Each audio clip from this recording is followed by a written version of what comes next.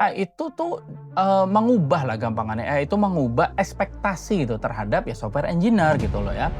Dulu kan satu tim itu kan mengerjakan, banyak hal gitu loh, sekarang kebalikannya gitu loh kan. Akhirnya perusahaan itu justru kalau sekarang tuh mulai bertanya itu, kalau dengan adanya AI ini gitu kan, kenapa nih timnya harus sebesar ini gitu misalnya. Terus juga kayak misalnya, kalau seorang senior engineer gitu bisa dibantu AI itu kan ya kenapa harus hiring junior, kenapa harus ada junior engineer gitu ya teman-teman ya. Jadi ya di sini kita perlu memahami satu konsep, nama itu adalah capacity compression. Maksudnya gimana? Jadi gini teman-teman, capacity compression itu adalah di mana perusahaan itu pengen output yang sama gitu ya, bahkan lebih besar gitu kan, tapi dari jumlah manusia yang justru lebih sedikit gitu loh.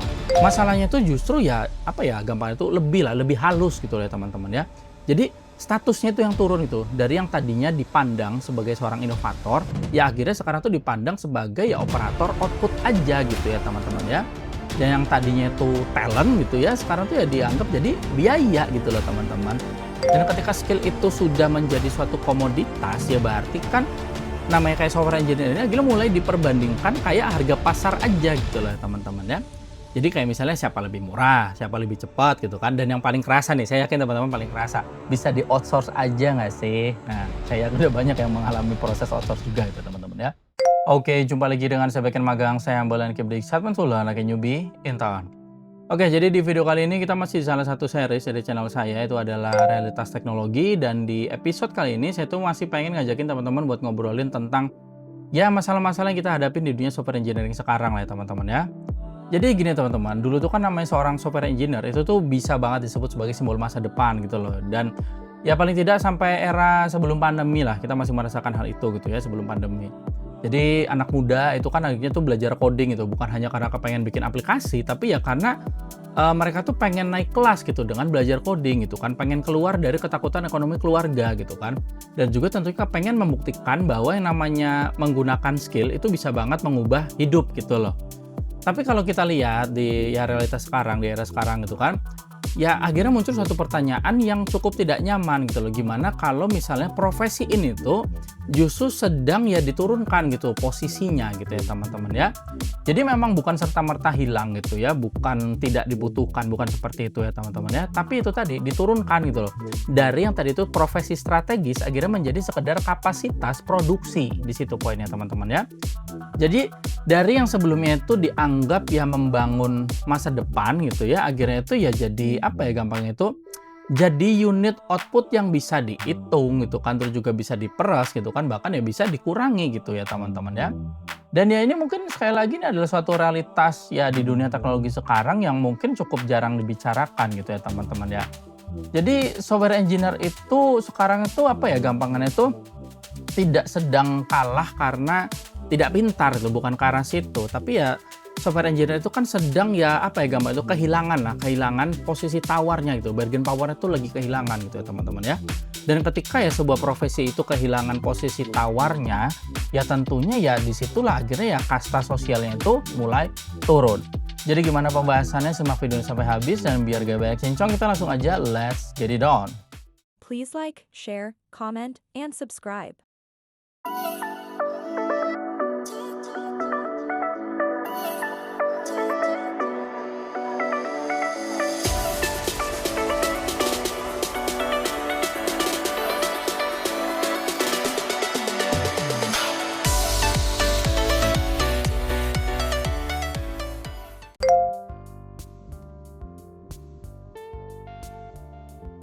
Oke, kita mulai dari yang pertama ya teman-teman. Jadi masalah terbesar ya software engineer sekarang itu ya teman-teman ya, itu tuh bukan sekedar AI gitu ya teman-teman ya. AI itu tuh mengubah lah gampangannya, AI itu mengubah ekspektasi gitu terhadap ya software engineer gitu loh ya. Dulu kan satu tim itu kan mengerjakan banyak hal gitu loh. Sekarang kebalikannya gitu loh kan. Akhirnya perusahaan itu justru kalau sekarang tuh mulai bertanya itu, kalau dengan adanya AI ini gitu kan, kenapa nih timnya harus sebesar ini gitu misalnya. Terus juga kayak misalnya, kalau seorang senior engineer gitu bisa dibantu AI itu kan ya kenapa harus hiring junior, kenapa harus ada junior engineer gitu ya teman-teman ya. Dan kalau misalkan kayak misalnya masalah debugging itu, kalau debugging itu bisa cepat dibantu dengan AI gitu kan, ya kenapa deadline nggak ikutan dipercepat. Nah itu yang sering muncul gitu jadinya dari ya pertanyaan para perusahaan sekarang gitu. Saya yakin teman-teman juga banyak merasakan hal ini gitu ya. Jadi ya di sini kita perlu memahami satu konsep. Yang namanya itu adalah capacity compression. Maksudnya gimana? Jadi gini teman-teman, capacity compression itu adalah di mana perusahaan itu pengen output yang sama gitu ya, bahkan lebih besar gitu kan, tapi dari jumlah manusia yang justru lebih sedikit gitu loh. Ya gampangnya sekarang teman-teman, saya yakin juga banyak yang menyadari gitu kan di perusahaan-perusahaan teknologi gitu ya, di mana satu orang itu ya harus menghasilkan seperti 2 orang gitu kan, dan misalnya 3 orang tuh harus bekerja seperti satu tim yang penuh gitu, dan misalnya ya tim kecil gitu ya, tim kecil itu diharapkan bisa mengangkat ya beban organisasi yang besar gitu loh. Dan ya semua itu tadi tuh dibungkus dengan ya kata-kata yang terdengar profesional, itu adalah efisiensi gitu ya teman-teman ya. Padahal gini teman-teman, kalau teman-teman sadari gitu kan, ya saya yakin banyak yang sadar gitu ya. Namanya efisiensi itu ya seringkali tuh berarti itu manusia itu diperas aja dengan lebih rapi gitu ya teman-teman ya. Bukan kayak pakai dicambuk gitu, enggak kayak gitu. Tapi lewat apa? Lewat dashboard gitu ya teman-teman ya. Terus juga kayak misalnya bukan dengan diteriakin gitu loh. Tapi dengan apa ya? Dengan kayak misalnya itu dengan metrik, dengan sprint velocity, terus juga dengan cycle time, dengan delivery rate gitu ya. Terus juga performance review gitu kan. Sampai ya ke headcount planning gitu ya teman-teman ya. Jadi ya semua itu memang terlihat profesional memang gitu kan. Tapi ya intinya tuh tetap di satu hal, yaitu adalah berapa banyak nih output yang bisa diambil dari ini badan sama pikirannya seorang software engineer gitu loh.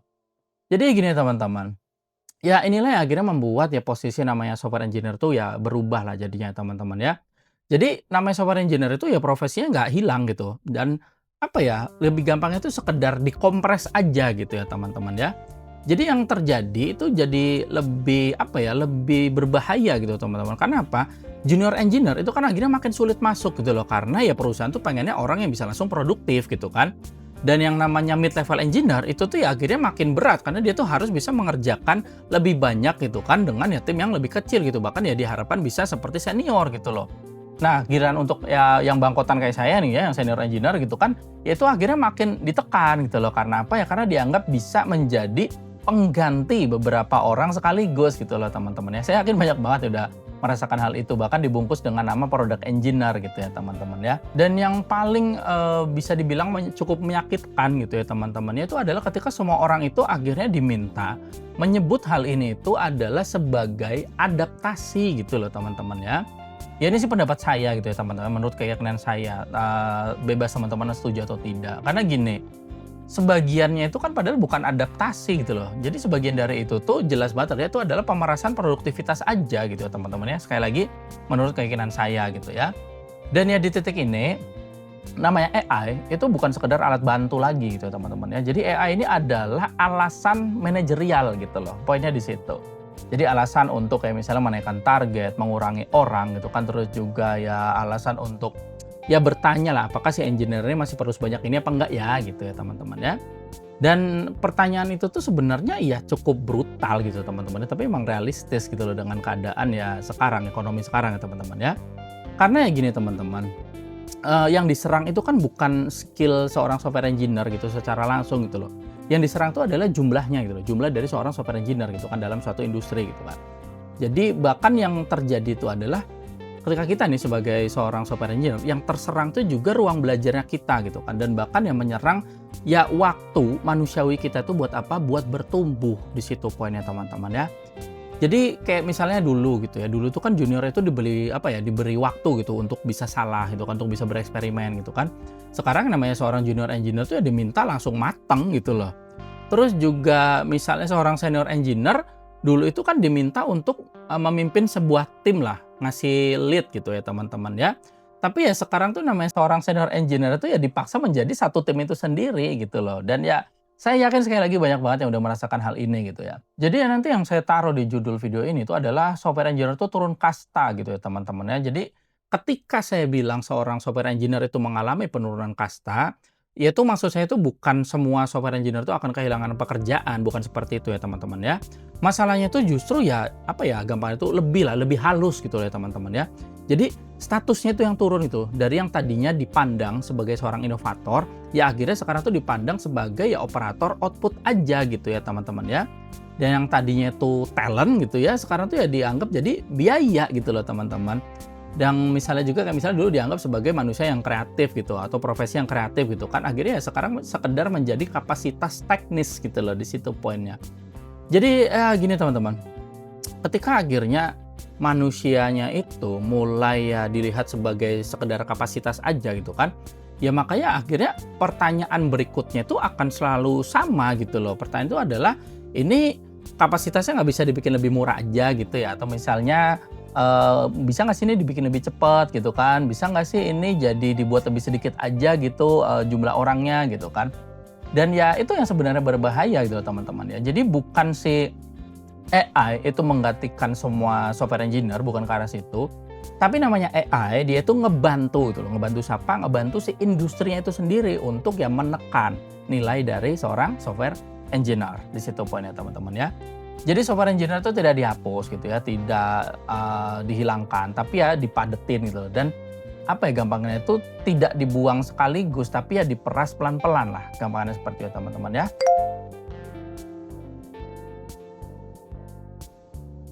Oke, selanjutnya gini teman-teman, tentunya dari situ kan muncul pertanyaan gitu loh, kenapa sih ini bisa terjadi gitu ya? Kenapa profesi sepenting software engineer itu akhirnya di era sekarang, di tahun ini gitu, mengalami ya proses penurunan daya tawar gitu loh. Ya jawabannya itu ya tentunya ada di perubahan industri teknologinya itu sendiri ya teman-teman ya. Karena gini, kalau kita lihat sebelum pandemi lah paling tidak gitu ya teman-teman ya. Jadi dulu itu kan yang namanya industri tech itu tuh dia tuh hidup dari pertumbuhan gitu loh. Jadi akhirnya tuh rekrut banyak orang gitu kan, terus juga bangun banyak fitur, terus juga kayak banyak melakukan eksperimen gitu ya, terus kejar market share gitu ya teman-teman ya, sampai akhirnya mencari valuasi gitu ya teman-teman. Nah, pada era itu ya namanya engineer itu dianggap sebagai bahan bakar pertumbuhan gitu loh. Nah, jadi kayak misalnya gini ya, makin banyak engineer-nya kan berarti makin banyak produk yang bisa dibuat gitu kan. Makin banyak bereksperimen yang bisa dicoba gitu dengan banyak kayak si software engineer itu tadi itu kan. Dan tentunya dari situ ya makin besar ya cerita masa depan yang bisa dijual gitu loh. Seperti itu ya teman-teman ya. Tapi kan sekarang ya logikanya itu jadi ya berubah lah karena keadaan ekonomi sekarang gitu loh. Perusahaan itu kan sekarang itu tidak lagi hanya apa ya gampangnya itu hanya ditanyakan seberapa cepat nih kamu bisa bertumbuh gitu loh sama para investor gitu ya. Tapi ya sekarang itu kan dipertanyakan adalah seberapa efisien gitu loh ketika ya perusahaan ini menghasilkan uang gitu kan. Terus juga kayak biasanya tuh ditanyakan juga seberapa kecil sih biaya operasionalnya gitu kan. Terus juga seberapa ramping nih timnya gitu ya teman-teman ya. Dan juga tentunya yang akhirnya dipertanyakan adalah ya seberapa besar output dari headcount yang lebih sedikit gitu loh ya teman-teman ya.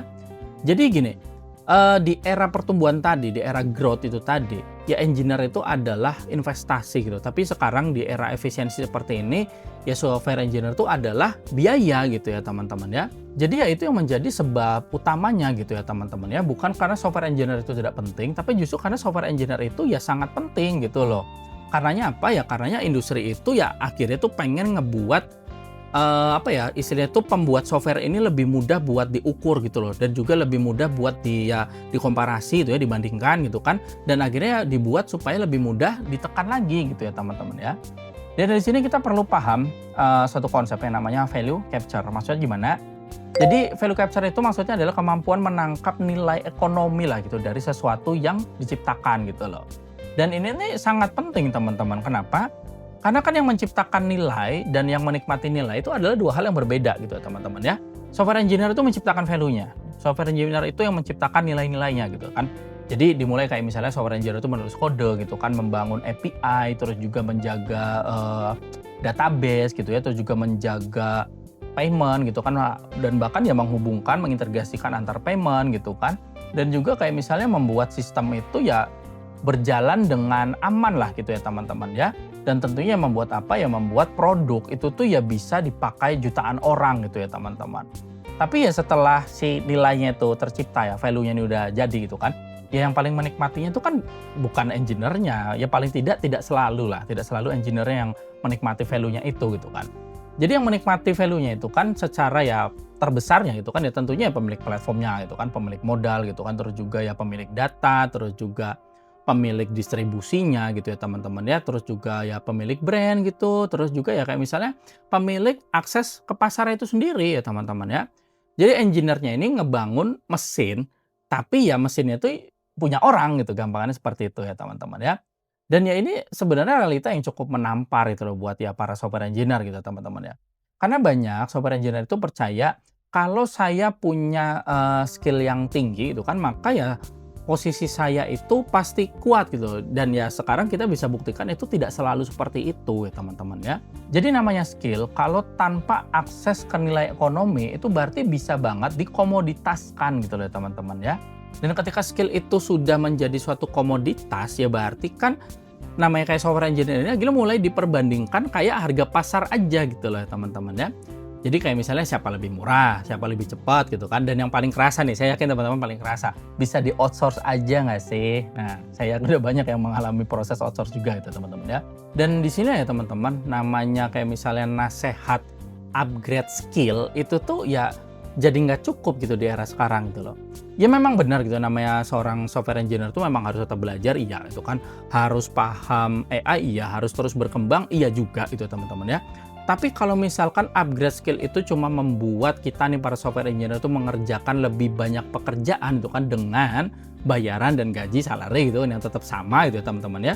Ya itu kan bukan kemajuan namanya gitu loh. Itu adalah ya sekedar intensifikasi kerja aja gitu ya teman-teman ya. Jadi kalau yang namanya AI itu hanya sekedar membuat perusahaan itu ya akhirnya meminta output lebih tinggi gitu ya dari suatu tim engineering yang kecil ya teman-teman ya. Itu namanya bukan pembebasan teknologi itu loh. Itu ya sekedar ekstraksi efisiensi aja ya teman-teman ya. Jadi kalau kita terus belajar gitu kan cuma karena supaya kita nggak dibuang gitu ya. Ya itu kan bukan mobilisasi sosial namanya. Itu ya sekedar survival mode aja gitu ya teman-teman ya. Jadi gini teman-teman. Pertanyaan itu berarti kan sekarang tuh sebenarnya bukan apa ya Gama itu bukan apakah software engineer itu masih dibutuhkan, bukan seperti itu. Dibilang masih ya tentunya masih gitu ya teman-teman ya. Tapi pertanyaannya itu yang jauh lebih penting dan lebih tajam itu adalah ya, dibutuhkan sebagai apa gitu loh. Atau misalnya kita perlu mempertanyakan ini dibutuhkan sebagai intelektual teknis yang punya, posisi buat tawar-menawar gitu kan, atau hanya sebagai ya kapasitas produksi yang bisa diperas gitu kan, bisa diukur, bisa dikurangi suatu waktu gitu kan, dan ya bisa digantikan ketika ya misalnya itu ada opsi yang lebih murah gitu loh ya teman-teman ya. Oke, jadi dari semua yang udah saya sampaikan tadi ya teman-teman ya. Jadi namanya turun kasta gitu dalam ya kasusnya sebagai software engineer di sini teman-teman ya. Itu tuh tidak selalu terlihat seperti kehancuran gitu loh, nggak seperti itu teman-teman ya. Jadi terlihatnya itu justru lebih rapi loh, masih kerja, masih ikut meeting gitu kan. Masih nulis kode jelas, masih ngoding gitu ya teman-teman ya, masih deploy ke production bahkan gitu kan.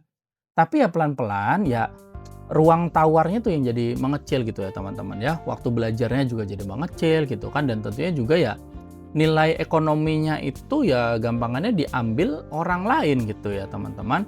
Dan ya martabat profesionalnya itu tuh ya kalau teman-teman sadari sekarang tuh ya mulai diperas gitu loh oleh kata-kata yang terdengar sangat profesional dan netral itu adalah efisiensi. Jadi ya sekali lagi saya katakan selamat datang di realitas teknologi ya teman-teman. Dan ya itu aja yang saya sampaikan pada video kali ini. Saya harap ini bisa bermanfaat buat teman-teman semua. Thank you for watching dan salam backend magang.